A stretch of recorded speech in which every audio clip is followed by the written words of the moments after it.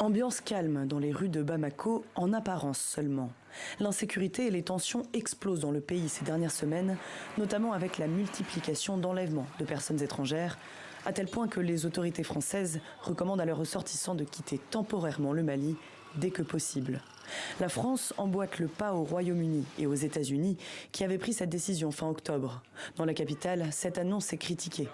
Nous disons au ministre Abdoulaye Diop de ne plus jamais recevoir un Français. Ni un Français, ni un Américain. Ils sont tous des ennemis du Mali. Ce sont eux qui ont besoin du Mali et non le contraire.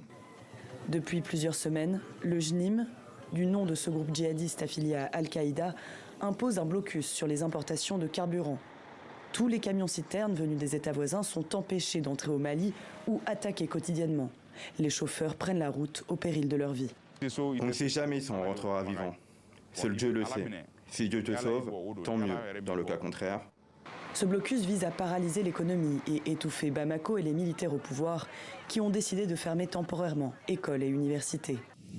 Ces décisions s'expliquent par des perturbations dans l'approvisionnement en carburant qui affectent les mouvements des acteurs de l'école.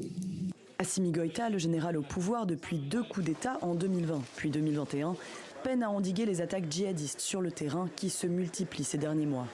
Le chef militaire malien avait rompu avec les anciens alliés occidentaux, dont la France, qui a mis fin à l'opération Barkhane en 2022.